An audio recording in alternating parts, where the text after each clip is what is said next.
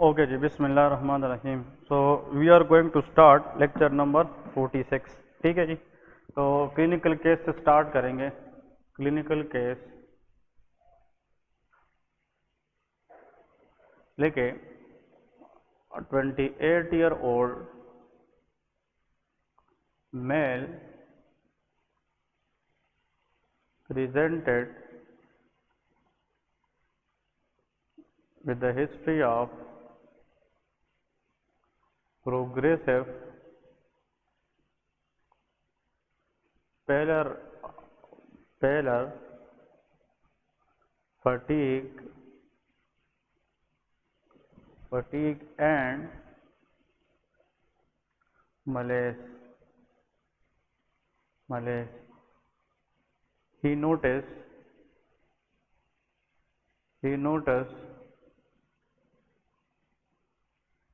pink and red urination early in the morning. He noticed pink and red urination early in the morning. Lab investigation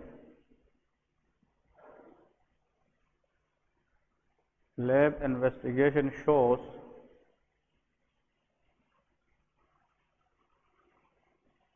decreased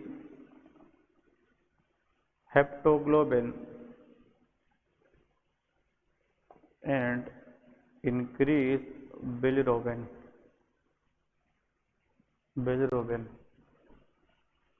Most likely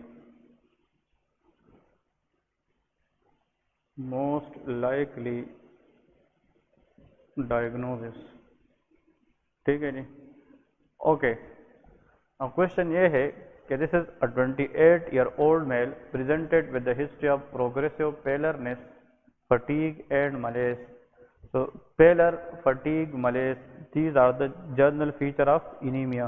anemia के symptom दे रहे, लेकिन जो इसमें important बात है कि according to the patient he noticed pink and red urination especially while he passing urine early in the morning। ठीक है। और लैब इन्वेस्टिगेशन में हेप्टोग्लोबिन लेवल भी बहुत कम है। और ये मैंने आप लोगों को प्रीवियस भी बताया है कि when there is hemolysis inside the vessel, intravascular hemolysis के अंदर हेप्टोग्लोबिन लेवल क्या हो जाता है, वो डिक्रीज हो जाता है। द रीजन इज कि inside the blood we have haptoglobin and it has the ability to bind with hemoglobin. तो जब वेसल के अंदर लाइसिस होती है आरबीसी की, उससे जो हीमोग्लोबिन निकलती है वो किसके साथ कैप्चर हो जाती है, हेप्टोग्लोबिन। तो फ्री हेप्टोग्लोबिन लेवल कम हो जाती है। तो अगर फॉर एग्जांपल एनीमिया की फीचर्स आ रहे हो और इसके साथ पिंक रेड यूरिनेशन हो specially early in the morning with decrease haptoglobin level, that is a case of paroxysmal nocturnal haemoglobinuria. Paroxysmal nocturnal haemoglobinuria. Paroxysmal nocturnal haemoglobinuria. ठीक है जी, हीमोग्लोबिन यूरिया। ओके, इसको पीएनएच कहते हैं, पीएनएच, पैरोक्सिस्मल नॉक्टर्नल हीमोग्लोबिनूरिया। इस condition के जो required MCQs question है पहले वो लिखते हैं, फिर मैकेनिज्म आप लोगों को बताता हूँ। पहले एमसीक्यूज देखे, द एंकर प्रोटीन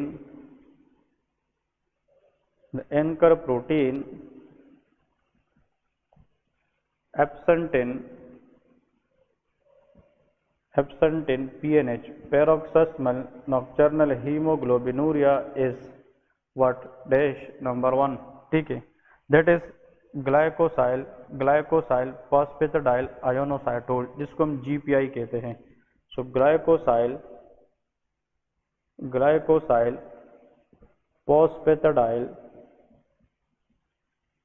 फॉस्फेटाडाइल आयोनोसाइटोल। ठीक है, that is known as a GPI। So GPI is an anchor protein in the RBC which specially protect RBC from lysis।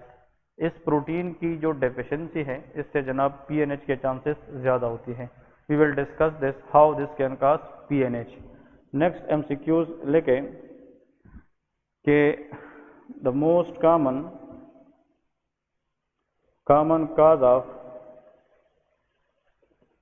cause of death in PNH paroxysmal nocturnal hemoglobinuria के अंदर what is the most common cause of death? Answer is thrombosis, venous thrombosis. PNH के अंदर recurrent thrombi formation होती है। इसका मतलब यह है कि in a patient with PNH there is increase chances of recurrent thrombus formation, और अगर ये थ्रोम्बस ब्रेन में बन जाए तो blood flow to the brain कम करके सेरेब्रल इंफार्क्ट करा सकती है, even it can cause death of a patient. तो venous thrombosis is the leading cause of death in case of PNH. Next यहाँ पे लेके लास्ट में के थेराप्यूटिक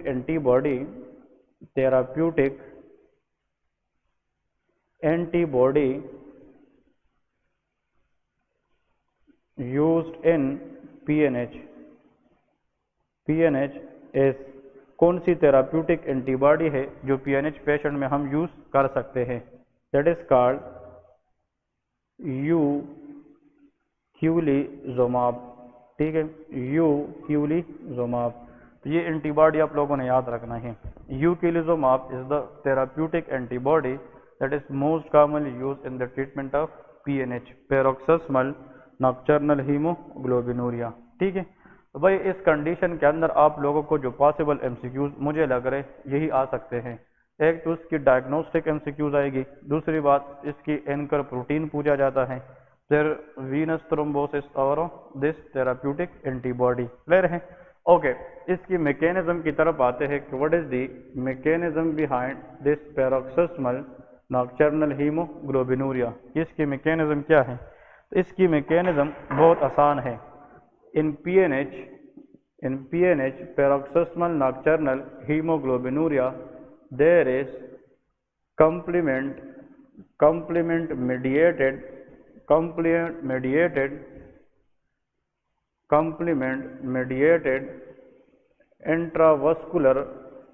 intravascular hemolysis। ठीक है, hemolysis mean breakdown of RBC. इसका मतलब यह है कि जो पीएनएच है पैरोक्सिस्मल नॉक्टर्नल हीमोग्लोबिनूरिया, इसके अंदर जो हिमोलिसिस होती है दैट इज कंप्लीमेंट मेडिएटेड, कि इसके अंदर जनाब कंप्लीमेंट प्रोटीन शामिल होती है, कि कंप्लीमेंट प्रोटीन की वजह से जनाब हिमोलिसिस की चांसेस ज़्यादा होती है। ठीक है, अब क्वेश्चन ये है यहाँ पे for example if this is a blood vessel, ठीक है जी, ये ब्लड वेसल है। ठीक है, अब क्वेश्चन ये है ब्लड वेसल के अंदर आरबीसी होती है। RBC is a biconcave shape. Normally RBC की जो अपनी शेप है दैट इज बाइकनकेव। तो for example if this is biconcave shape RBC, ठीक है, दिस इज आरबीसी। आरबीसी की मेम्ब्रेन पर एक एंकर प्रोटीन होता है और उस प्रोटीन का नाम क्या है? That is called GPI. यहाँ पे जो प्रोटीन पाया जाता है आरबीसी की मेम्ब्रेन पे, this anchor protein is known as GPI, glycosyl phosphatidyl inositol. और इस जीपीआई प्रोटीन के साथ ऊपर यहाँ पे इस तरह एक एंटेना होता है, antenna like structure which is called decay accelerating factor. ये हमने कंप्लीमेंट प्रोटीन सिस्टम में भी पढ़ा है। ठीक है, तो ये हमारे पास जो है दिस इज कॉल्ड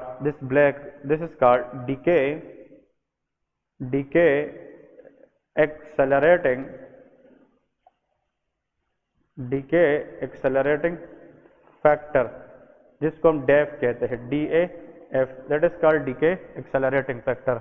और यहाँ पे ये जो रेड है इसको हम कहते हैं glycosyl phosphatidyl inositol, that is known as a GPI.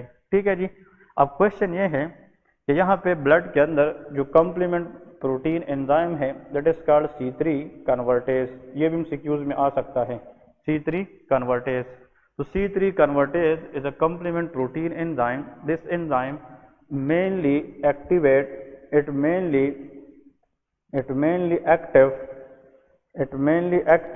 in acidotic environment. Acidotic environment से मुराद ये है कि when the environment or media become acidotic, this C3 convertase is more active. ये acidosis के अंदर ज़्यादा एक्टिव होता है। Acidosis is the favorable environment for the activation of C3 convertase. तो देखें, अब आप लोगों को मैंने लास्ट टाइम क्या बताया था, हमने आप लोगों को पीएच बताया था। पीएच अगर pH 7.34 और 7.435 से कम हो जाए एसिडोसिस है, अगर बढ़ जाए तो अल्कलोसिस है। pH की जो रिलेशन है वो थोड़ा सा जल्दी देख ले for this mechanism. pH is directly proportional to bicarbonate, but pH is inversely proportional to partial pressure of carbon dioxide, जिसको हम PCO2 कहते हैं। क्वेश्चन ये है, अगर हम PCO2 को बॉडी में कम करें, इधर देखिए, या PCO2 को अगर हम बॉडी में बढ़ाए, PCO2 बढ़ जाए, तो this is the relation of pH with PCO2 is always inverse. तो increase PCO2 will lead to decrease pH because they are inversely related. एक ज्यादा होगा तो दूसरा कम हो जाएगा। इसका मतलब हर वो कंडीशन जिसमें PCO2 रिटेंशन होती है लंग्स के अंदर, it will cause respiratory acidosis. अब क्वेश्चन ये है, क्योंकि डिक्रीज pH को हम क्या कहते हैं, एसिडोसिस कहते हैं। मैं अब आप लोगों को बताता हूँ कि इन शैलो ब्रीदिंग ड्यूरिंग स्लीप, इन शैलो ब्रीदिंग, इसका मतलब ये है कि जब हम सोते हैं रात को तो ब्रीदिंग पैटर्न क्या होती है, शैलो ब्रीदिंग। शैलो ब्रीदिंग में हम ऑक्सीजन तो लेते हैं इफेक्टिवली, लेकिन कार्बन डाइऑक्साइड उस तरह एक्सहेल नहीं करते जिस तरह फुली एक्सहेल करना चाहिए। तो in shallow breathing there is some retention of carbon dioxide in the lungs. तो इसका मतलब ये है कि शैलो ब्रीदिंग के अंदर retention of carbon dioxide in lungs के अंदर जो कार्बन डाइऑक्साइड है उसकी रिटेंशन बढ़ जाएगी। तो अगर कार्बन डाइऑक्साइड रिटेंशन बढ़ जाए, हाँ जी, so it will decrease the pH, it will lead to acidosis. So retention of carbon dioxide in the lung can cause respiratory acidosis. इससे environment acidotic होगा। तो shallow breathing के अंदर जब हम सोते हैं every day, every night, during the night when we sleep, especially during pattern of shallow breathing, there is respiratory acidosis. उस acidosis के अंदर this enzyme is more active and this enzyme want to lyse this RBC. ये इस RBC को क्या करना चाहता है, लाइस करना चाहता है। लेकिन इस एंजाइम के खिलाफ यहाँ पे जो फैक्टर काम करता है, that is decay accelerating factor. This factor can not allow this enzyme to work on the RBC। तो डीके एक्सेलरेटिंग फैक्टर को स्टेबिलिटी किसने दी है, GPI ने दी है। This is what normally being acidotic environment, being C3 convertase, we not have any lysis. लेकिन अगर एक पेशेंट है, PNH के अंदर किस चीज़ की डेफिशिएंसी होती है, GPI। तो अगर PNH वाला पेशेंट है उसमें ये GPI प्रोटीन एब्सेंट होगा। जब GPI नहीं होगा तो डीके एक्सेलरेटिंग फैक्टर की स्टेबिलिटी नहीं होगी। और याद रखें इम्यूनोलॉजी पर्पस पे, अगर आप लोग याद रखें उसको हम CD55 भी कहते हैं, it is also known as CD55। तो अगर CD55 हमारे पास नॉर्मल नहीं रहेगा तो फिर जब हम शैलो ब्रीदिंग करेंगे तो एसिडोसिस की वजह से it will be easier for C3 convertase to act on RBC। और जब ये RBC पे काम करेगा, RBC को लाइस करेगा, तो उससे हीमोग्लोबिन निकलेंगे कि नहीं, हीमोग्लोबिन निकलेंगे। और ये लाइसिस वेसल के अंदर होगा कि बाहर होगा, वेसल के अंदर। तो प्रीडोमिनेंट PNH के अंदर हीमोलिसिस क्या होती है, इंट्रावास्कुलर होती है। और जब हीमोग्लोबिन बाहर निकलेगा तो ब्लड के अंदर क्या पड़ा होता है, हेप्टोग्लोबिन। तो haptoglobin will catch this free hemoglobin. So whenever there is, because free hemoglobin in the blood is always toxic. तो जब हीमोग्लोबिन की लेवल ब्लड के अंदर बढ़ जाती है, उसको कैच करने के लिए ब्लड के अंदर क्या पड़ा होता है, haptoglobin. So whenever there is decrease haptoglobin level in the serum, ये हमें ये बता रहे कि पेशेंट में साइड बाय साइड क्या हो रहा है, इंट्रावास्कुलर हीमोलिसिस हो रहा है। तो इस बंदे की जो लाइसिस है RBC की, ये तब होगी when this C3 is more active. और C3 कन्वर्टेज एक्टिविटी कब बढ़ती है, when there is respiratory acidosis, और वो शैलो ब्रीदिंग में होती है। अब ये बंदा जब करवट बदलता है या फॉर एग्जाम्पल कुछ वक्त के बाद, तो पैटर्न ऑफ ब्रीदिंग क्या हो जाती है, ये चेंज हो जाती है। तो फिर लाइसिस क्या होगी, कम हो जाएगी। फिर जब ये शैलो ब्रीदिंग में जाएगा फिर लाइसिस ज्यादा होगी, एसिडोसिस। तो यहाँ पे जो लाइसिस है ये क्या है, एपिसोडिक है, ऑन ऑफ है, इसलिए the word in the anaemia is of P mean paroxysmal. कब होता है, नाइट में। और जितना ज्यादा लाइसिस होगी तो हीमोग्लोबिन, कुछ हेप्टोग्लोबिन, और अगर लाइसिस ज्यादा है तो कुछ हीमोग्लोबिन ब्लड में रहेंगे, दैट कैन कॉज हीमोग्लोबिनीमिया। और ये हीमोग्लोबिन किडनी के जरिए फिर अर्ली इन द मॉर्निंग किस में जाएंगे, यूरिन में जाएंगे। तो जब ये यूरिन में जाएंगे तो या उस यूरिन की जो कलर है वो पिंक हो जाती है या रेड हो जाती है। और दूसरी बात, जब हीमोग्लोबिन बाहर ज्यादा निकलेगा तो हीमोग्लोबिन की डिस्ट्रक्शन होगी। हीमोग्लोबिन किस में कन्वर्ट होगा, हीम में और ग्लोबिन में। हीम की डिस्ट्रक्शन से क्या बनता है? आयरन बनता है और प्रोटोफोरपायरिन, और प्रोटोफोरपायरिन से क्या बनता है? बेलीवर्डेन। बेलीवर्डेन इज अ ग्रीन पिगमेंट, और बेलीवर्डेन से मजीद क्या बनता है? बिलीरोबिन बनता है। सो बिलीरोबिन का लेवल भी पीएनएच पेशेंट में ज्यादा होगा कि कम होगा? There will be increase level. So increase bilirubin in a PNH patient is due to increase level of what? Increase production या डिग्रेडेशन ऑफ हीमोग्लोबिन। सो ऐसा कंडीशन एमसीक्यूज याद रखे कि जिस बंदे में जीपीआई प्रोटीन की कमी हो उसमें decay accelerating factor again C3 convertase काम नहीं करेगा। ये C3 कन्वर्टेज किस सिस्टम का कंपोनेंट है? कंप्लीमेंट। इसलिए पीएनएच के अंदर जो लाइसिस है it is what? Complement mediated intravascular hemolysis है, किसमें कंप्लीमेंट प्रोटीन शामिल होते हैं, और ये इसलिए कि यहाँ पे जीपीआई की कमी होती है। अब इस पेशेंट में इधर देखिए एमसीक्यूज की तरफ जाते हैं, बहुत important MCQs. C3 whenever activate more, it not only can cause lysis of RBC, C3 have the ability to activate abnormal platelets. ये प्लेटलेट्स को एबनॉर्मली क्या करता है? एक्टिवेट करता है। और जब प्लेटलेट एबनॉर्मली एक्टिवेट होंगे तो वो क्या बनाएंगे? थ्रोम्बस बनते जाएंगे। तो अगर वो थ्रोम्बस स्मॉल वेसल के अंदर बन जाए, it can decrease the flow to that particular organ. तो वीनस थ्रोम्बोसिस हो सकती है कि नहीं? So thrombosis can cause ischaemia and thrombosis is the leading cause of death in a PNH. तो PNH पेशेंट में याद रखें C3 can cause hemolysis as well as on side by side it can activate abnormally platelet and it can leads to thrombosis. ठीक है, तो thrombosis की reason यहाँ पे क्या है? हाइपर विस्कोसिटी है या एबनॉर्मल प्लेटलेट एक्टिवेशन है? एबनॉर्मल प्लेटलेट एक्टिवेशन है। नाउ क्वेश्चन ये है, इस पीएनएच पेशेंट के अंदर जो मेन ट्रिगर है या मेन ट्रिगरिंग इफेक्ट है वो किस एंजाइम का है? C3 convertase. तो हम ऐसा कुछ देंगे बाहर से जिसपे हम C3 कन्वर्टेज को क्या करें? इनहिबिट करें। तो which therapeutic antibody is used in PNH? Eculizumab. And eculizumab is a complement protein inhibitor, C3 convertase inhibitor. Clear है?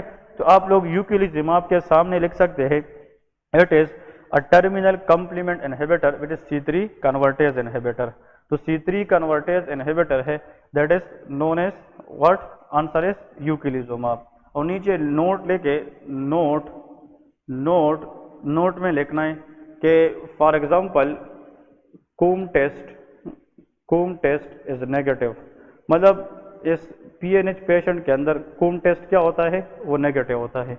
कूम टेस्ट किसके लिए किया जाता है? Coombs test is a test which done to see auto antibodies against what? RBC. RBC के खिलाफ antibody को देखने के लिए जो टेस्ट किया जाता है उसको क्या कहते हैं? कूम टेस्ट कहते हैं। तो यहाँ पे एंटीबॉडी बनी है आरबीसी सरफेस के खिलाफ, या कंप्लीमेंट मीडिएटेड डैमेज है? ये कंप्लीमेंट मीडिएटेड। एमसीक्यूज याद रखें, ऐसा टेस्ट कूम टेस्ट जिसमें हमें आरबीसी की सरफेस पे चिपके हुए एंटीबॉडी देखने को मिल जाए उसको क्या कहते हैं? कूम टेस्ट पॉजिटिव कहते हैं। और जिसमें एंटीबॉडी आरबीसी के साथ टच ना हो, किसी और वजह से इन हीमोलाइसिस हुआ हो, यहाँ पे हीमोलाइसिस आरबीसी को एंटीबॉडी ने कराई है कि कंप्लीमेंट मीडिएटेड? Complement mediated. तो उसमें एंटीबॉडी आरबीसी के साथ हमें बाइंड नजर नहीं आएंगे, तो कूम टेस्ट क्या होगा? वो नेगेटिव होता है। तो what is Coombs test? A test which is done for auto immune haemolytic anemia and it is done to see either RBC have binded antibody और नॉट। मतलब एंटीबॉडी अगेंस्ट आरबीसी के लिए जो टेस्ट किया जाता है उसको हम कूम टेस्ट कहते हैं। लेकिन कूम टेस्ट पे मैं आगे भी कुछ बातें मजीद करूंगा, because it is very very important and it shown upon all the time in exam. तो पीएनएच समझ आ गई कि नहीं?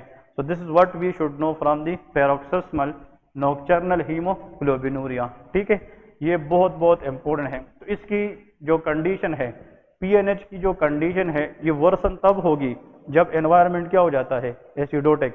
क्योंकि एसिडोटिक एनवायरनमेंट में C3 convertase become more active. तो आप लोग मुझे बताएं, अगर एक पेशेंट है उसको पीएनएच है लेकिन that patient also is a case of COPD, तो सीओपीडी में इफेक्टिव जो कार्बन डाइऑक्साइड है वो हम बाहर नहीं निकाल सकते, इसमें हाइपोवेंटिलेशन होता है। तो हाइपोवेंटिलेशन की वजह से एक्सेस कार्बन डाइऑक्साइड कहाँ पे रिटेन करेगा? लंग्स में। तो सीओपीडी के अंदर पीएनएच की जो चांसेस है वो क्या होती है? ज्यादा, क्योंकि इफ अ पेशेंट है पीएनएच at the same time COPD, so because of COPD the lysis chances in PNH will be more. The reason is कि excess retention of carbon dioxide can make the environment acidotic, और acidosis के अंदर PNH के chances ज़्यादा होते हैं, specially for the degree of lysis की बात कर रहा हूँ, ठीक है। तो यहाँ पे ये बात क्लियर करें, COPD can not cause पीएनएच, but COPD increase the risk of lysis in PNH to be more as compared with non-COPD patient. Next, asthma patient, इसमें भी रिटेंशन होती है। Next, emphysema patient is a COPD patient. Hypoventilation, ये सारे वो condition है जिसमें carbon dioxide ज़्यादा होने की वजह से द एनवायरनमेंट बिकम एसिडोटिक बन जाती है, ठीक है। नेक्स्ट क्वेश्चन लेके जनाब, अ पेशेंट, एक और क्लिनिकल केस लेके, a patient presented with fatigue pallor, a patient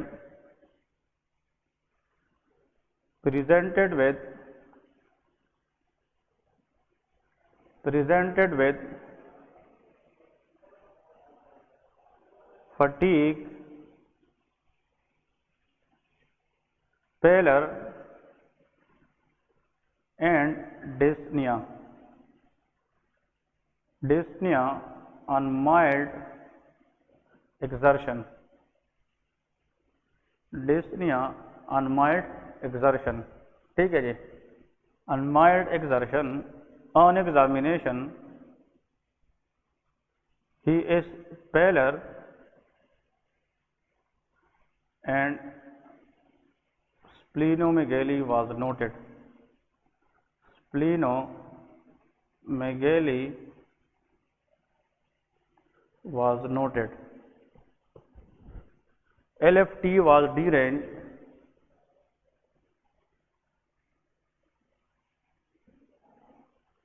LFT, liver function test, was deranged, showing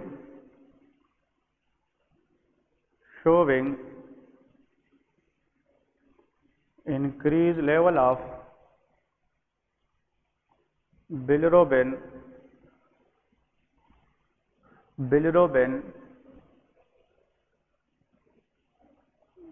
and osmotic fragility test. Osmotic fragility test is positive. Most likely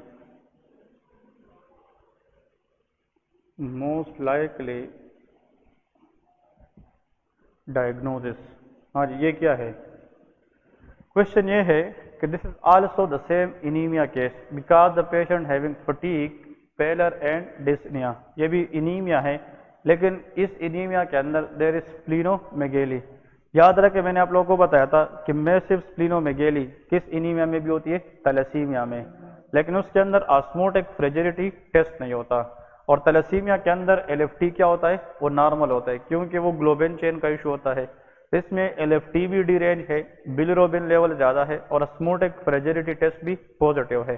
तो ऐसा anaemia जिसमें चार चीज़ें आ जाए, स्प्लीनोमेगेली, derange LFT leading to increased bilirubin followed by osmotic fragility test which is positive, that is the case of hereditary spherocytosis. So this anemia is called hereditary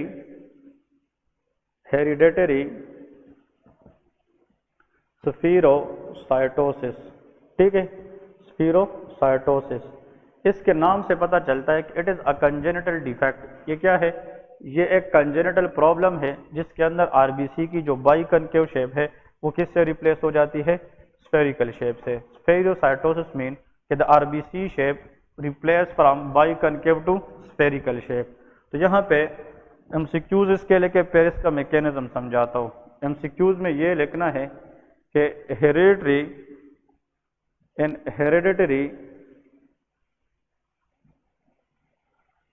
spherocytosis,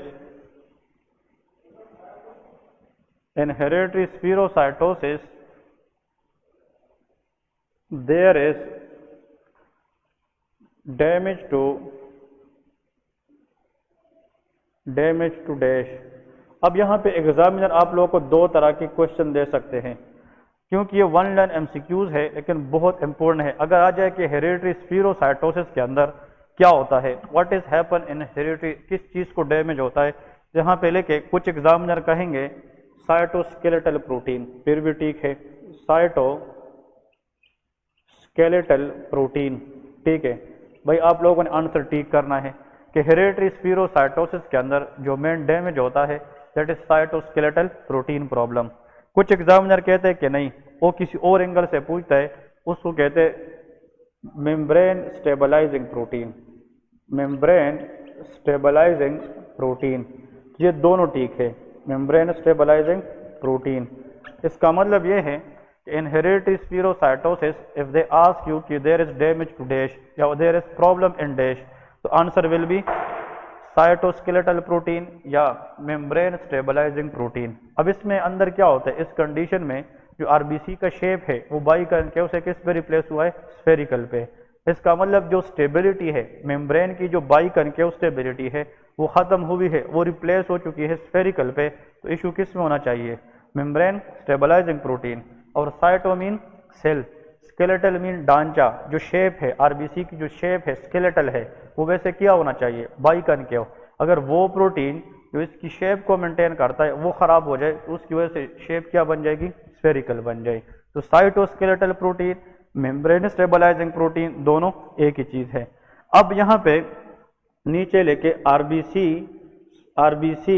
cytoskeletal protein. अब हमने वो चीजें देखनी है, वो प्रोटीन देखनी है जिस पर जनाब आरबीसी अपनी शेप को क्या रखती है, बाइकनकेव नॉर्मल रखती है।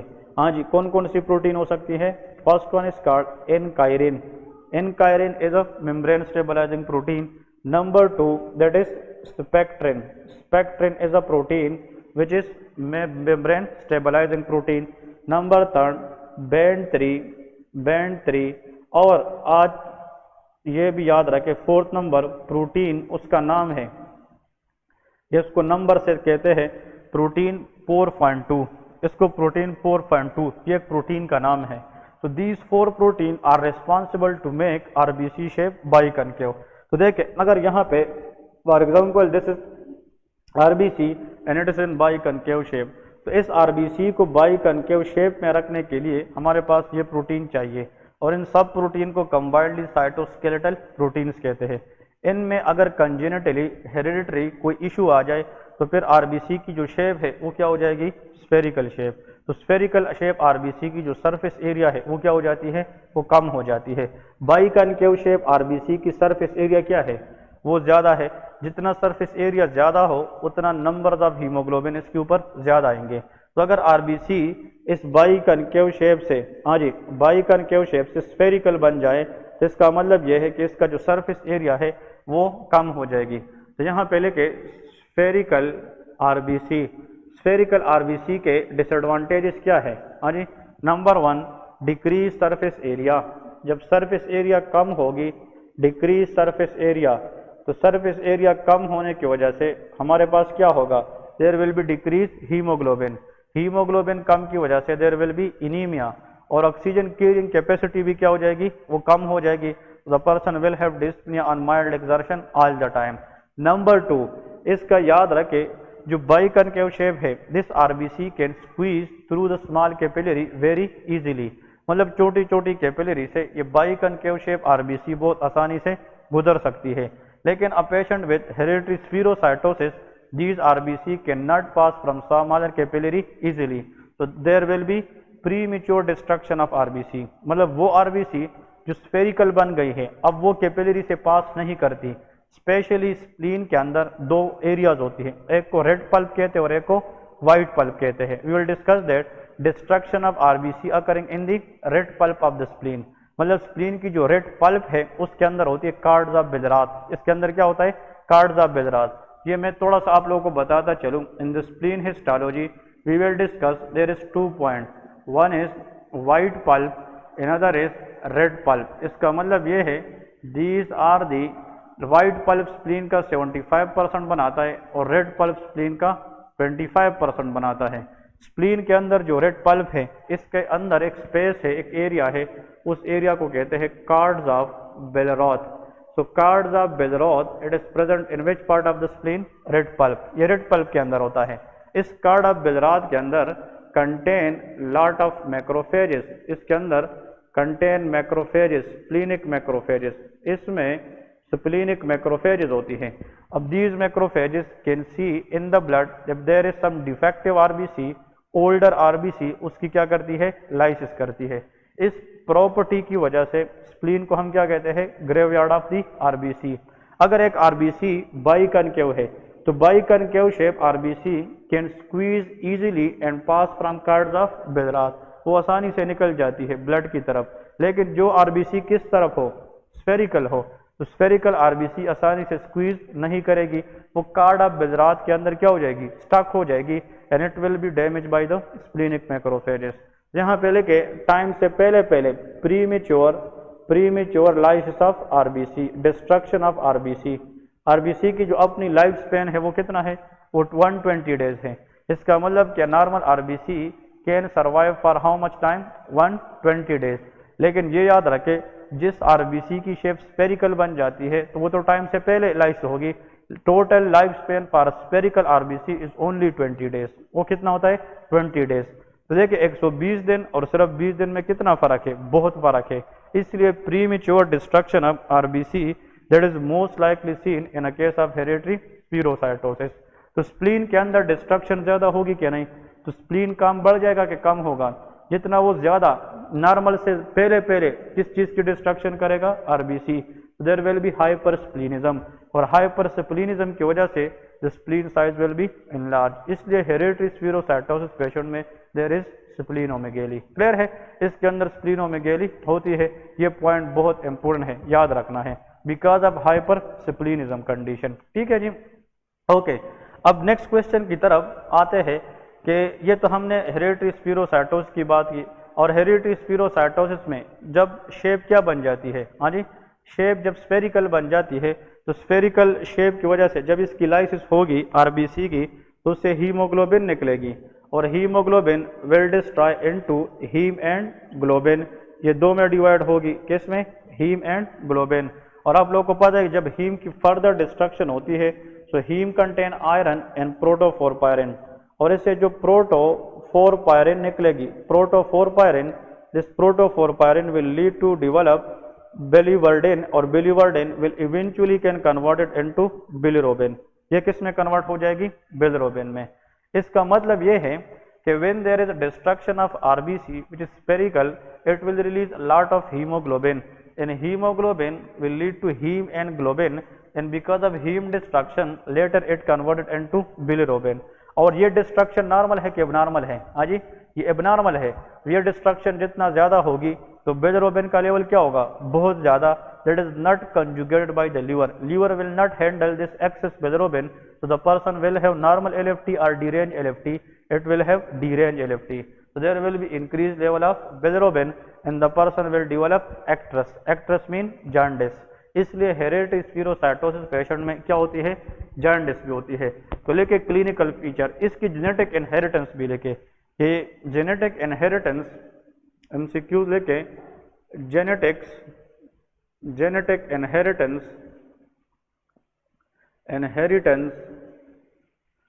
of hereditary HS mean hereditary spherocytosis is genetic inheritance of hereditary spherocytosis is autosomal dominant, autosomal dominant।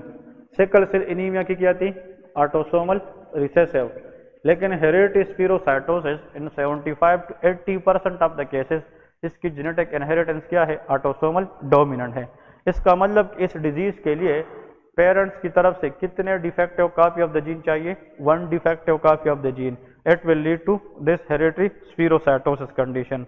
Okay जी, हेरिडिटरी स्पीरोसाइटोसिस में जो another question that you people should remember कि इसके अंदर there is in HS in hereditary spherocytosis there is increase risk of aplastic crisis। aplastic crisis से मुराद यहाँ पे है कि हेरिडिटरी स्पीरोसाइटोसिस पेशेंट के अंदर बोन मेरो सप्रेशन के चांसेस ज्यादा होती है। Aplastic crisis mean it will lead to pancytopenia, bone marrow suppression due to risk, due to what? Answer is, इसके अंदर एक वायरल इन्फेक्शन की चांसेस होती है। अगर हेरिडिटरी स्पीरोसाइटोसिस में उस वायरस की इन्फेक्शन हो जाए, it will lead to aplastic crisis. Answer is parvovirus B19, parvovirus B19। तीन कंडीशन याद रखें जिसमें एप्लास्टिक क्राइसिस हो सकती है, और उन तीनों कंडीशन के अंदर एप्लास्टिक क्राइसिस की जो रिस्क है वो क्या है? Parvovirus B19। One is thalassaemia, एक क्या होता है? Thalassemia. Another is sickle cell anemia, and last but not the least is hereditary spherocytosis. ये तीन कंडीशन है जिसमें पार्वोवायरस B19 इन्फेक्शन की वजह से there is increase risk of aplastic crisis. ठीक है जी। नेक्स्ट क्वेश्चन देखें, इसमें जो आप लोगों ने क्लिनिकल, इसके क्लिनिकल फीचर लेके, हेरिडिटरी स्पीरोसाइटोसिस पेशेंट है, how these people presented to the clinic, ये लोग किस तरह के प्रेजेंटेशन के साथ आते हैं। What are the different clinical feature a patient will develop if the patient is diagnosed for hereditary spherocytosis. तो उसकी जो क्लिनिकल फीचर है, नंबर वन, इसमें इनीमिया होगा। ठीक है, anaemia, anaemia mean there will be paleness. यहाँ पे लेके anaemia, anemia because of what? Premature destruction of RBC, and this anemia can lead to pallor, fatigue and malaise। ये तीन पॉइंट्स याद रखें, pallor, fatigue and malaise, ये याद रखना एनीमिया के अंदर होता है। ठीक है। Number two, in this patient there is splenomegaly. Splenomegaly इसलिए होती है कि इन लोगों के अंदर there is premature destruction of RBC in the cords of Billroth. इसके अंदर आरबीसी की जो प्रीमेच्योर डिस्ट्रक्शन है वो ज्यादा होती है because of splenic macrophages, there will be splenomegaly. Number two, increase reticulocyte count. इसके अंदर रेटिक्स काउंट जिसको कहते हैं, रेटिकुलोसाइट काउंट, ये बढ़ जाती है। What is reticulocyte count? It is the immature RBC form. Retics का मतलब क्या है? इमेच्योर आरबीसी, क्योंकि आरबीसी जो इनिशियली बनती है, newly formed RBC from the bone marrow, it is called reticulocyte. और फिर ये रेटिकुलोसाइट फर्दर मुख्तलिफ स्टेप से गुजर करके इसमें कन्वर्ट हो जाती है एरिथ्रोसाइट में। इसका मतलब ये है कि रेटिकुलोसाइट इज इमेच्योर आरबीसी, ये आरबीसी की इमेच्योर फॉर्म को शो करती है। Why it is increase? हाँ जी, when there is destruction of premature RBC in the spleen, तो bone marrow as a compensatory mechanism RBC production क्या करेगी? इंक्रीज करेगी क्या नहीं? और जितना वो आरबीसी ज्यादा बनाएगी तो आरबीसी की कौन सी लेवल बढ़ती जाएगी? इमेच्योर। तो रेटिक्स काउंट का मतलब क्या है? It is a compensatory production of RBC when there is increase side by side destruction of RBC in the spleen.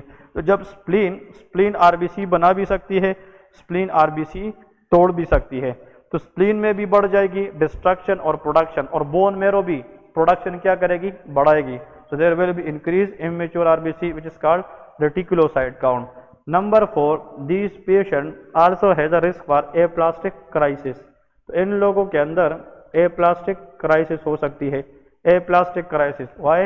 If these people is super imposed by which infection? Parvovirus B19।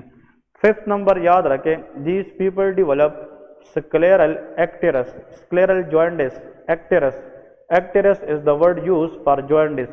और इन लोगों में jaundice की reason ये है, destruction of hemoglobin can lead to increase the level of bilirubin, and when this bilirubin can deposit in different parts of the body, especially in sclera in the eye, can give rise to yellowish discoloration। जो yellowish discoloration देती है, that is scleral jaundice को हम scleral icterus कहते हैं because of increased level of bilirubin। Clear है? So this is what we have from the clinical factor of osmotic fragility test।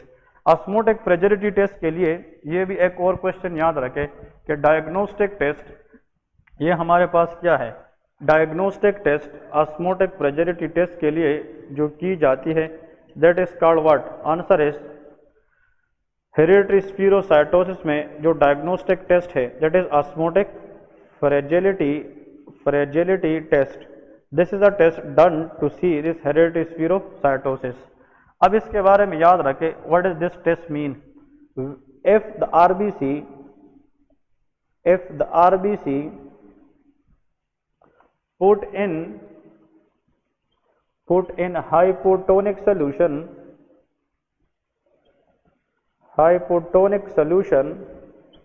if the RBC put in hypotonic solution and burst easily या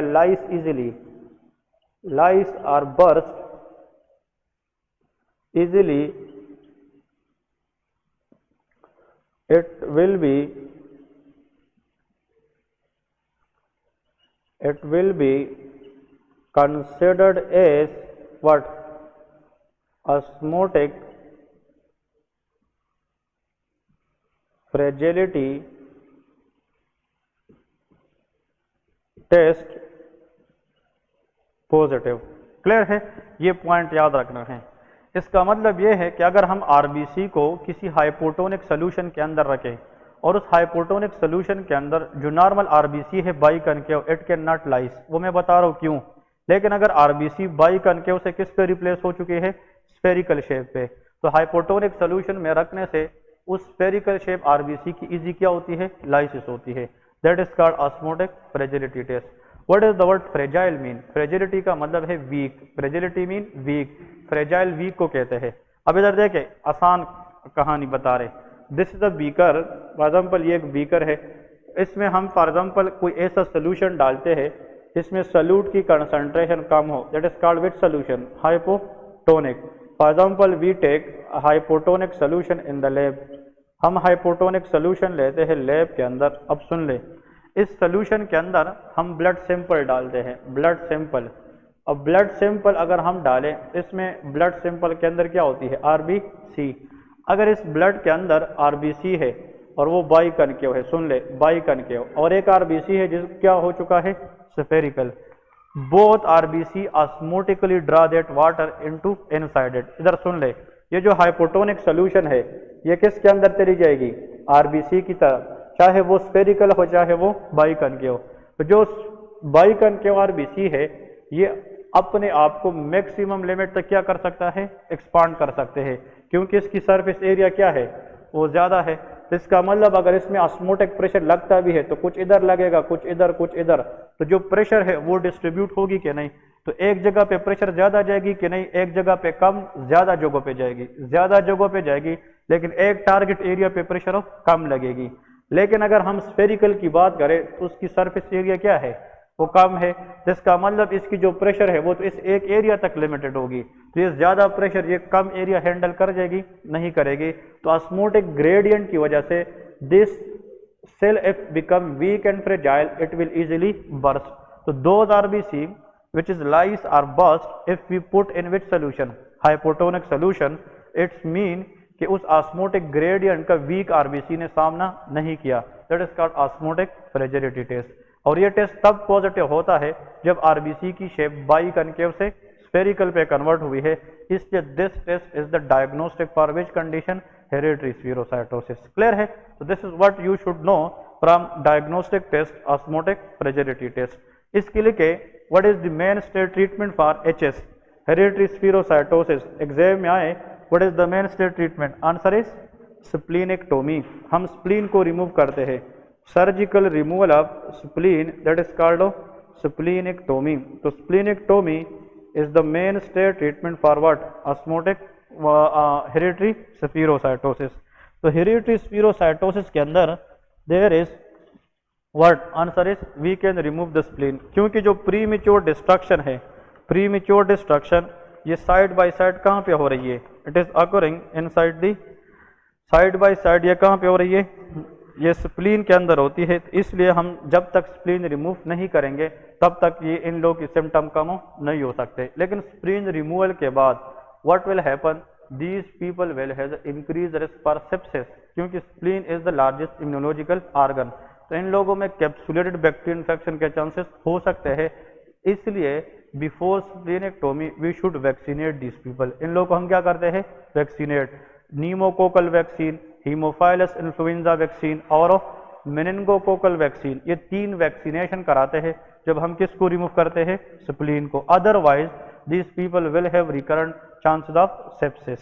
ये question समझ गए कि नहीं? तो cytoskeletal protein defect, autosomal dominant, ankyrin, spectrin, band three, protein 4.2 इसका issue होता है।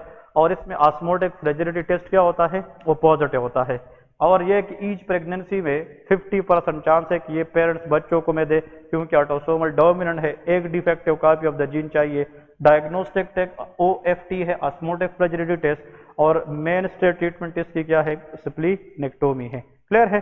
So this is what you people should know for the hereditary spherocytosis. यहाँ पे एक छोटा सा जनाब पॉइंट बताने लगा, what is Howell Jolly body. ये हेडिंग दे कि what is Howell Jolly body, ये क्या है हावल जोली बॉडी। ठीक है, इसके बारे में सुन ले कि अगर सीरम में हावल जोली बॉडी भी आ जाए, हावल जोली बॉडी, तो इसका मतलब क्या है, या what is the meaning of Howell Jolly body in hereditary spherocytosis, क्योंकि ये हेरिडिटरी स्पीरोसाइटोसिस के अंदर होता है। तो अगर कल को एग्जाम में आ जाए कि there is Howell Jolly body, तो आप लोगों को तो पता होना चाहिए कि हावल जोली बॉडी का मतलब क्या है। तो लिखे remnant of RBC nuclei, remnant of RBC nuclei, remnant of RBC nuclei that is usually removed by splenic macrophages, removed by splenic macrophages। इसका मतलब ये है RBC इज न्यूक्लिएटेड सेल के ए न्यूक्लिएटेड, ये नॉन न्यूक्लिएटेड है, इसके अंदर जो न्यूक्लियस है वो नहीं होना चाहिए। RBC की मैच्योर फॉर्म से न्यूक्लियस रिमूव करना किसका काम है, स्प्लेनिक मैक्रोफेजेस। अगर हमें सीरम में ऐसे RBC मिले कि वो मैच्योर भी हो और उसमें क्या हो, न्यूक्लियस भी हो, तो उसको हम क्या कहते हैं, हावल जोली बॉडी। मुझे ये बताए, देखिए हेरिडिटरी स्पीरोसाइटोसिस में जो RBC की शेप है वो क्या बन गई है, स्फेरिकल बन गई है। तो स्फेरिकल RBC भी ब्लड फ्लो स्प्लीन को ब्लॉक कर सकती है कि नहीं? अगर ये ब्लड फ्लो स्प्लीन को ब्लॉक करे तो उससे स्प्लीनिक नेक्रोज हो सकती है कि नहीं? इसका मतलब कि स्प्लीन की जो सेल है उसकी डेथ हो सकती है, स्प्लीनिक डिसफंक्शन हो सकती है। सिकल सेल एनीमिया में क्या था, ऑटो स्प्लीनेक्टोमी। हर वो कंडीशन, अब सुन ले, नॉर्मली RBC के अंदर जो न्यूक्लियाई है वो तब नहीं मिलेंगे जब कौन से मैक्रोज पे काम कर रहे हो, स्प्लीनिक।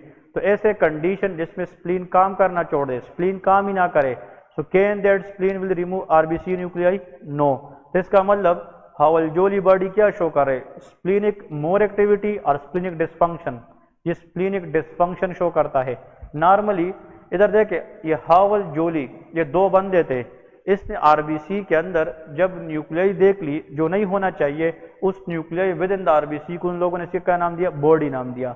और ये दो बंदे थे, उसने कहा कि these are the inclusion abnormal bodies in the RBC which is not to be present, supposed to be present because it is normally removed by splenic macrophages।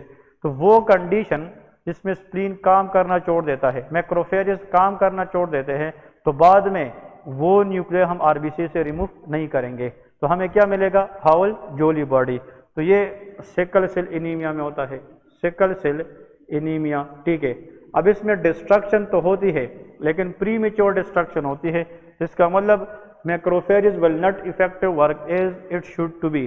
तो हेरिडिटरी स्पीरोसाइटोसिस HS में होता है, ये तैलेसीमिया में भी आ सकता है, Howell Jolly body, thalassaemia. Coeliac disease, coeliac disease वैसे ग्लूटेन सेंसिटिव एंटीरोपैथी है but it can cause splenic atrophy, ये भी हम पढ़ेंगे GIT के अंदर। सीलियक डिजीज को हम ग्लूटेन सेंसिटिव एंटीरोपैथी भी कहते हैं, वीट के बाद डायरिया का होना। ठीक है, तो ये चार कंडीशन याद रखें जिसमें हावल जोली बॉडी होती है। Howell Jolly body is nothing but it is what, it is nothing remain या retain nuclei of RBC which is supposed to be removed by splenic। so Howell Jolly body nothing but it shows splenic dysfunction। और अगर कोई बंदा है उसको disease नहीं है फिर भी उसको हावल जोली बॉडी है, तो फिर ये क्या हो सकता है, तो उसने सर्जिकली किसको रिमूव किया हो, स्प्लीन। तो surgical removal of the spleen के बाद भी in the body there will be Howell Jolly body and that should be considered normal. Clear है? तो ये कोई स्पेसिफिक इन्वेस्टिगेशन है कि नॉन स्पेसिफिक, ये नॉन स्पेसिफिक इन्वेस्टिगेशन है क्योंकि इसके कई DDs बन सकती है।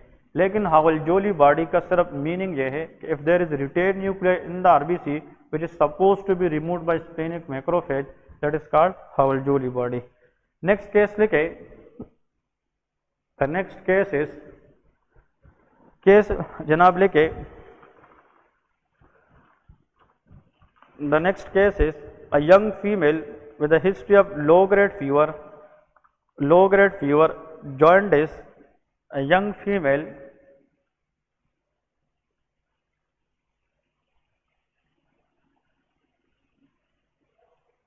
with the history of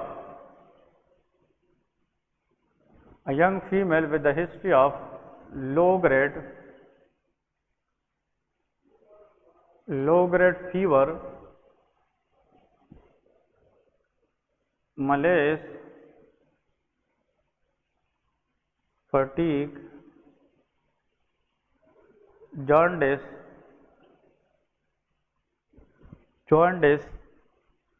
and joint pain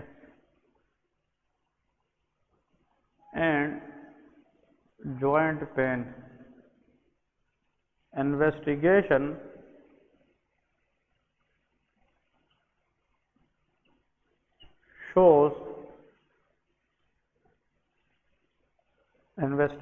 shows decrease blood cells भी कम है, and the most important is Coombs test positive, most likely diagnosis। ठीक है, एक point.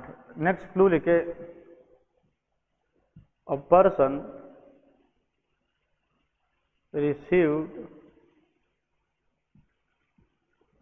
blood transfusion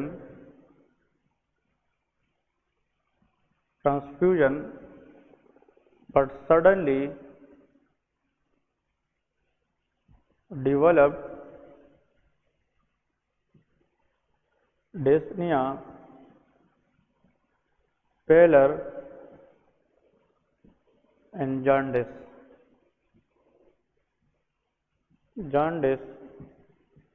Coombs test is positive, it is the diagnosis। ये दोनों cases याद रखें, ठीक है जी।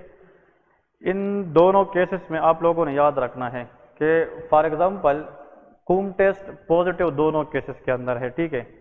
पहले में तो देखे यंग फीमेल है, हिस्ट्री लो ग्रेड फीवर की दे रही है, मलेज है, फटीग, जॉइंटिस है, जॉइंट पेन भी है।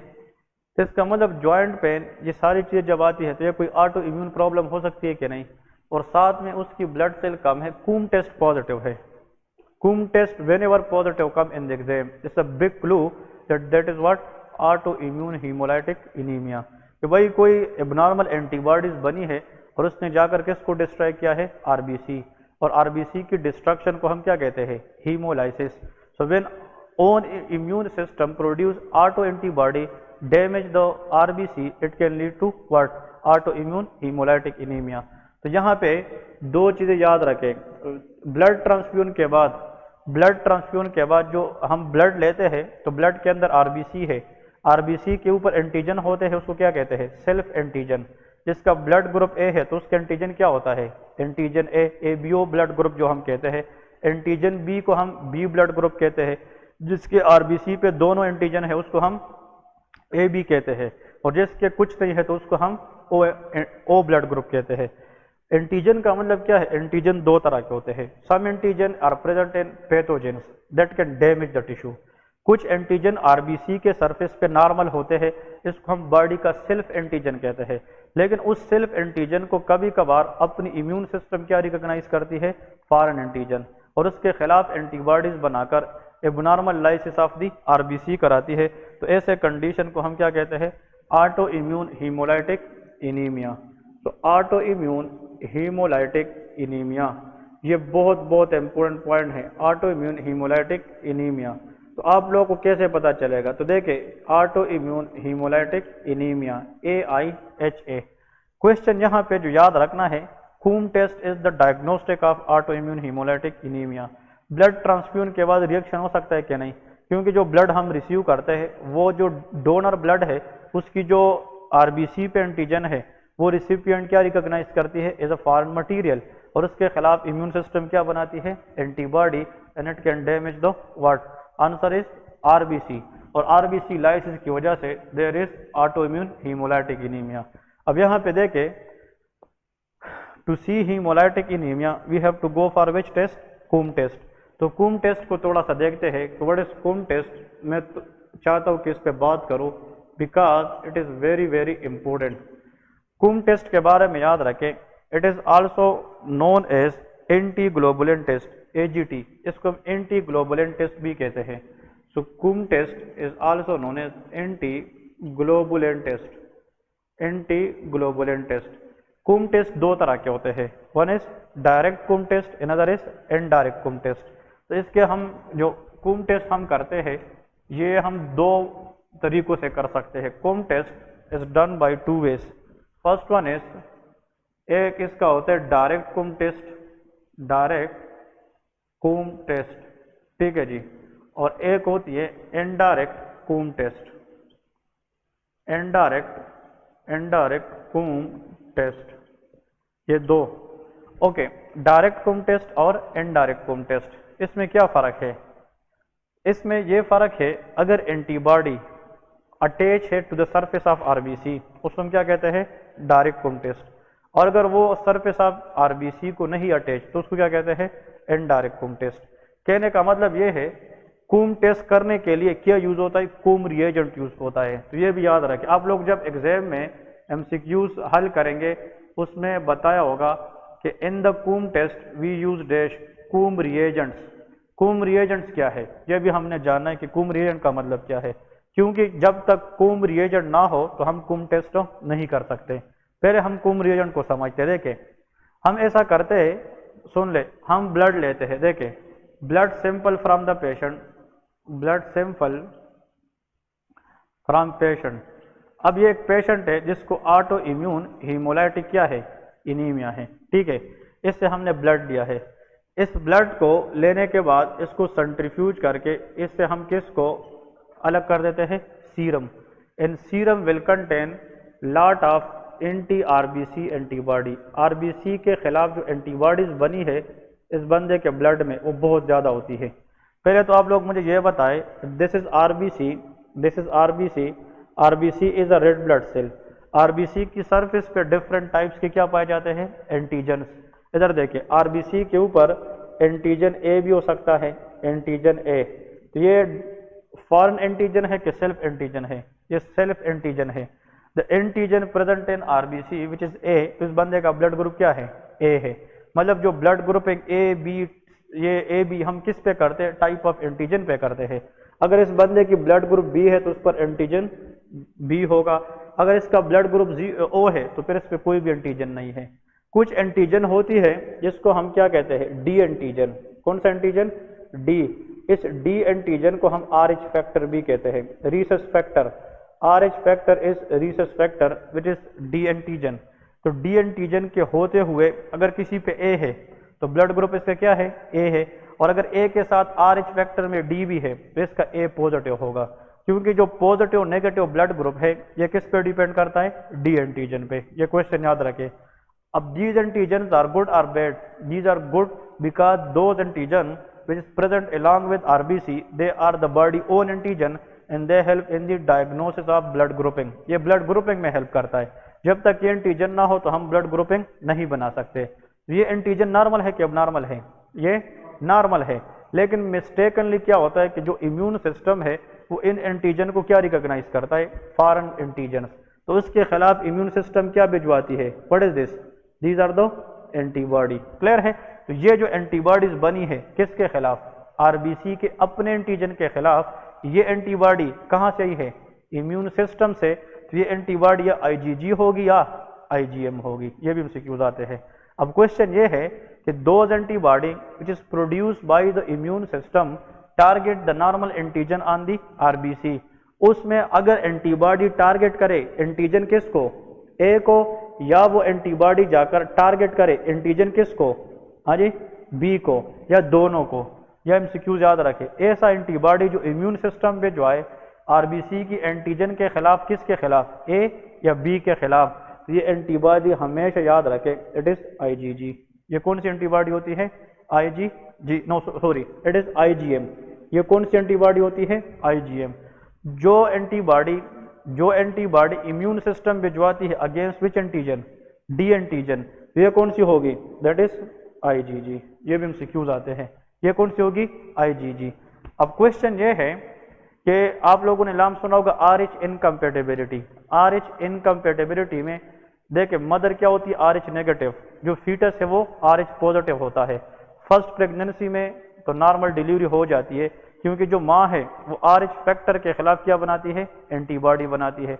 जो एंटीबॉडी माँ बनाती है RH एंटीबॉडी, वो फ्यूचर में IgG होगी कि IgM, IgG। तो RH इनकम्पेटेबिलिटी के अंदर destructive antibody in the foetus is always of IgG। ये एमसीक्यूज आता है। इसलिए जब भी एंटीबॉडी इम्यून सिस्टम बनाती है अपने एंटीजन के खिलाफ जो किस पे पड़े होते हैं, आरबीसी, तो अगर वो एंटीजन ए बी में से कोई हो या दोनों हो तो IgM आएगा। अगर RH फैक्टर डी एंटीजन हो तो IgG आएगी। यह क्लियर है, ओके। अब क्वेश्चन ये है, इस पेशेंट में जनाब इम्यून सिस्टम ने अपने आरबीसी के सेल्फ एंटीजन को क्या रिकॉग्नाइज किया, फॉरेन एंटीजन, और इसके खिलाफ क्या बनाई, एंटीबॉडी। चाहे ये एंटीबॉडी हो चाहे ये हो, लेकिन किसके खिलाफ बनी है, आरबीसी। इसको एंटी आरबीसी एंटीबॉडीज कहते हैं। क्लियर है। तो एंटी आरबीसी एंटीबॉडीज कितनी टाइप्स होती है, दो, IgM, IgG। If D antigen that will be IgG, अगर A B antigen that will be IgM। ये बात समझ गए कि नहीं, ये पॉइंट बहुत इंपॉर्टेंट है। अब सुन ले, अब ये एंटीबॉडी जो हमने ली है एंटी आरबीसी एंटीबॉडी, अब ये एंटीबॉडी सुन ले, हाँ बहुत इंपॉर्टेंट, हमने पहले क्या लिया था, ऑटो इम्यून हीमोलाइटिक एनीमिया, इधर लिखना नहीं है बाद में लिखना है। Auto immune haemolytic anaemia patient से हमने ब्लड सैंपल ले लिया, उस ब्लड सैंपल के अंदर हमने सीरम को अलग किया जिसमें क्या थी, एंटी आरबीसी एंटीबॉडी। फिर देखे ये सीरम जो एंटी आरबीसी एंटीबॉडी से लोडेड है, ये हम इंजेक्ट करते हैं, इंजेक्ट इनटू एनिमल, ये हम किसी एनिमल को इंजेक्ट करते हैं, इंजेक्टेड टू एनिमल। अब आप लोग कहोगे सर कौन सा एनिमल, कोई भी हो, इट डजंट मैटर, कोई भी एनिमल, शीप, गोट, जो भी है। क्लियर है। एनिमल की ब्लड के साथ इसको हम मिक्स कर देते हैं। तो भाई एनिमल की जो ब्लड है उसका इम्यून सिस्टम, उसमें इम्यून सिस्टम है कि नहीं एनिमल में। तो इस दर देखें, ये आरबीसी हमने इंजेक्ट किए थे, आरबीसी के ये क्या चीज है, व्हाट इज दिस, एंटीबॉडीज। हमने क्या इंजेक्ट किए थे, सीरम, और सीरम के अंदर क्या थे, एंटी आरबीसी एंटीबॉडीज थे कि नहीं, एंटी आरबीसी एंटीबॉडी। ये हमने किसको इंजेक्ट किए, एनिमल। तो फिर एनिमल का जो इम्यून सिस्टम है, एनिमल का जो इम्यून सिस्टम है वो इस एंटीबॉडी को क्या रिकॉग्नाइज करेगा, एज अ फॉरेन मटेरियल, तो वो क्या बनेगी, एंटीबॉडीज, वो भी एंटीबॉडीज बनेगी। तो यहाँ पे देखे ये जो एंटीबॉडीज बन गई, ये एंटीबॉडीज, ये एंटीबॉडी जो बन गई इसका नाम क्या है, anti IG antibody. What is this, कोई बता सकता है इसका meaning, anti IG antibody. IG mean immunoglobulin, immunoglobulin क्या है, एंटीबॉडी को कहते हैं। तो इसका मतलब ये है कि हमने सीरम जो ली थी पेशेंट से उसमें एंटीबॉडी थी कि नहीं, वो आईजी है ना, इम्यूनोग्लोबुलिन। लेकिन मैं जीएम इसलिए नहीं लिखता कि वो जी भी हो सकती है और एम भी हो सकती है। ये आईजी इम्यूनोग्लोबुलिन एंटीबॉडी जब हमने एनिमल को दी तो उसमें एक और एंटीबॉडी बन गई, किसके खिलाफ, इस एंटीबॉडी के खिलाफ। तो इसलिए जो एंटीबॉडी एनिमल बनाएगी ह्यूमन एंटीबॉडी के खिलाफ, इसको एंटी आईजी एंटीबॉडी कहते हैं। क्लियर है। अब ये एंटी आईजी एंटीबॉडी, ये अब देखें, ये एंटीबॉडी हम फिर सेंट्रीफ्यूज करके अलग कर देते हैं, क्या कर देते हैं, अलग कर देते हैं। तो इधर देखें, this anti IG antibody centrifugation के जरिए क्या करते हैं, अलग कर देते हैं, और इसको अलग कर देते हैं टेस्ट ट्यूब में। इसकी सेपरेशन को एंटी आईजी एंटीबॉडी जो एनिमल ने बनाई है, इसकी सेपरेशन को इस सीरम से हम कुम रिएजेंट कहते हैं। इसको क्या कहते हैं, कुम रिएजेंट। तो कुम रिएजेंट के अंदर सबसे पहले तो देखिए याद रखें, सैंपल लेते हैं पेशेंट से, ऑटो इम्यून हीमोलाइटिक एनीमिया के पेशेंट से। इसके बाद हम सेपरेट करते हैं सीरम, जिसमें क्या हो, anti RBC antibody. Anti RBC antibody inject करते हैं किसमें, किसी भी एनिमल में, ताकि वो उसके खिलाफ क्या प्रोड्यूस करे, antibody. The animal which is produce antibody, उसको क्या कहते हैं, एंटी आईजी एंटीबॉडी, और इस एंटी आईजी एंटीबॉडी की सेपरेशन से जो कंटेंट हमें मिलते हैं, हाँ जी, इस एंटी आईजी एंटीबॉडी की सेपरेशन को क्या कहते हैं? कुम रिएजेंट कहते हैं। अब समझ गए कि नहीं? दिस व्हाट कुम रिएजेंट इज प्रिपेयर्ड। कुम रिएजेंट इस तरह प्रिपेयर, तो कुम रिएजेंट को यूज करके हम कौन सा टेस्ट परफॉर्म कर सकते हैं? कुम टेस्ट परफॉर्म कर सकते हैं। क्लियर है? तो इस टेस्ट के अंदर आप लोगों ने क्या देख लिया, हमने स्टार्ट कहां से ली थी? एंटी आरबीसी एंटीबॉडी से। तो Coombs test is done to see anti RBC antibody by using which reagent? Coombs reagent. ठीक है, अब ये डायरेक्ट भी है और इनडायरेक्ट भी है। अब डायरेक्ट कुम रिएजेंट में आप लोग को मैं बताता हूं कि किस तरह होता है। अब इधर सुन ले, डायरेक्ट में पेशेंट से हम सीरम लेते हैं, इधर देखिए ये सीरम है, दिस इज अ सीरम, ये टेस्ट ट्यूब में लेते हैं। भाई आपके पास एक पेशेंट आया ऑटो इम्यून हीमोलाइटिक एनीमिया, आप उससे ब्लड सैंपल लेते हैं, उस सैंपल से आप क्या अटैच सीरम अलग कर देते हैं। सीरम के अंदर, इधर सुन ले, सीरम के अंदर ये आरबीसी है, और आरबीसी अगर ये ऑटो इम्यून हीमोलाइटिक एनीमिया है तो उसके खिलाफ एंटीबॉडीज बने होंगे कि नहीं? This is antibody, anti RBC antibody. ये उस बंदे की आरबीसी है जिसके खिलाफ क्या बनी है? एंटीबॉडी। ये आईजीजी है कि आईजीएम के? दोनों हो सकती है, ये दोनों हो सकती है, आईजीजी या आईजीएम, एंटीजन पे डिपेंड करता है। अब ये हमने ब्लड लिया है सिंपल, और सीरम में एंटी आरबीसी एंटीबॉडी है। इसके ऊपर हम लेबॉर्ट्री में, इधर देखें, लेबॉर्ट्री में हम डालेंगे कुम रिएजेंट्स। क्या डालेंगे? कुम रिएजेंट। तो कुम रिएजेंट क्या है? जो एनिमल की एंटीबॉडी है वही है ना। ये अगर हम डालें ये, तो ये एंटीबॉडी जाकर, ये एंटीबॉडी इधर देखें, ये एंटीबॉडी जाकर जो पेशेंट की एंटीबॉडी है, पेशेंट उसके साथ क्या करेगी? रिएक्ट करेगी। क्या करेगी? रिएक्ट। और अगर ये एंटीबॉडी जाकर रिएक्ट करे तो ये कॉम्प्लेक्स बन जाएगा कि नहीं? और जब ये कॉम्प्लेक्स बनेगा तो ये ऊपर जाएगा कि नीचे बैठेगा? हाँ जी, नीचे बैठेगा। कॉम्प्लेक्स जो है ना वो हेवी हो जाएगा, और जब ये हेवी हो जाएगा फिर टेस्ट ट्यूब में नीचे जाएगा, तो ये ग्लू लाइक स्ट्रक्चर बन जाएगा कि नहीं? इसको हम क्या कहते हैं? अग्लूटिनेशन। क्या कहते हैं? अग्लूटिनेशन। एमसीक्यूज ये है कि अगर हम कुम रिएजेंट डालकर आरबीसी को देखें और वो टेस्ट ट्यूब में क्या हो जाए? अग्लूटिनेट हो जाए, इसका मतलब कि जो आरबीसी के साथ एंटीबॉडी आई थी तो वो उसके साथ सरफेस पे अटैच थी कि नहीं? तो those antibody which is directly attach to RBC surface, that is called direct Coombs test. इसको क्या कहते हैं? डायरेक्ट। तो डायरेक्ट के अंदर क्या होता है? डायरेक्ट के अंदर देयर इज अग्लूटिनेशन। क्लियर है? लेकिन इनडायरेक्ट में अग्लूटिनेशन नहीं होती, लेकिन वो हम अलग पर्पस के लिए करते हैं। तो डायरेक्ट कुम टेस्ट के अंदर सिर्फ ये याद रखें, ये दो कंडीशन के लिए की जाती है, haemolytic disease of the newborn के लिए और ऑटो इम्यून हीमोलाइटिक एनीमिया के लिए की जाती है। तो haemolytic disease of the newborn and auto immune haemolytic anaemia, इसके लिए जनाब ये टेस्टिंग को की जाती है। जो इनडायरेक्ट कुम टेस्ट है, indirect Coombs test it is done, indirect Coombs test जो है ये कराया जाता है। यहाँ पे देखें, फॉर एग्जांपल ये ऑटो इम्यून हीमोलाइटिक एनीमिया, इसके लिए किया जाता है। और सेकंड कंडीशन इसमें क्या है? Haemolytic disease of the newborn, क्योंकि इसमें भी एंटीबॉडीज, तो जहां पे भी एंटीबॉडीज किसके खिलाफ बनती है? आरबीसी के खिलाफ, आरबीसी के खिलाफ, उसमें जो टेस्ट किया जाता है that is called direct Coombs test. और ये indirect it is done for prenatal screening, for prenatal screening, prenatal screening, prenatal screening. ये प्रीनेटल स्क्रीनिंग के लिए किया जाता है टू प्रिवेंट या टू सी RH पॉजिटिव और RH फैक्टर। इसका मतलब RH पॉजिटिव फीटस और RH नेगेटिव मदर में फर्स्ट टाइम प्रेगनेंसी तो ठीक होती है, लेकिन सेकंड टाइम प्रेगनेंसी देखने के लिए अगर फिर से फीटस RH पॉजिटिव आ जाए तो फिर क्या एरिथ्रोब्लास्टोसिस फेटाइलस का चांस हो सकता है। लेकिन ये मैं आगे कुछ और टॉपिक में भी पढ़ाऊंगा कि इसमें इनडायरेक्ट कुम टेस्ट किस तरह परफॉर्म किया जाता है। So when we discuss erythroblastosis fetalis in the coming lecture, in that I will discuss कि what is indirect Coombs test. लेकिन फॉर द टाइम बीइंग इस क्लास तक इतना याद रखें कि जहां पे भी कुम टेस्ट पॉजिटिव आ जाए तो इसका मतलब वहां पे एंटीबॉडी क्या होंगे? डायरेक्टली अटैच होंगे आरबीसी को, और आरबीसी के खिलाफ एंटीबॉडी तब बनते हैं when there is auto immune involvement. So auto immune haemolytic anaemia, haemolytic disease of the newborn, इन दोनों के अंदर कुम टेस्ट क्या होता है? पॉजिटिव। तो अगर ब्लड ट्रांसफ्यूजन के बाद पेशेंट को एनीमिया हो जाए, Coombs test positive, auto immune haemolytic anaemia, चाहे जो भी केस आ जाए एग्जाम में, लेकिन साथ में उसको कौन टेस्ट पॉजिटिव है, there most likely autoimmune haemolytic anaemia है। क्लियर है? So it is done for prenatal screening to see RH factor और इट प्रिवेंट एरिथ्रोब्लास्टोसिस फेटालिस। तो इनडायरेक्ट कुम टेस्ट में अगर हमें पता चला कि भाई जो मदर है उसमें दूसरी प्रेगनेंसी में भी फीटस RH पॉजिटिव है, तो फिर हम क्या करते हैं, इस टेस्ट के जरिए पता लगाकर हम एरिथ्रोब्लास्टोसिस को कैसे प्रिवेंट करेंगे, हम उस माँ को रोगेम इंजेक्शन लगाते हैं। क्या लगाते हैं? रोगेम। तो रोगेम इसलिए लगाया जाता है 27 वीक ऑफ जेस्टेशन और सून आफ्टर द डिलीवरी, इसलिए लगाया जाता है to prevent the onset of erythroblastosis fetalis. So this is what we have from today.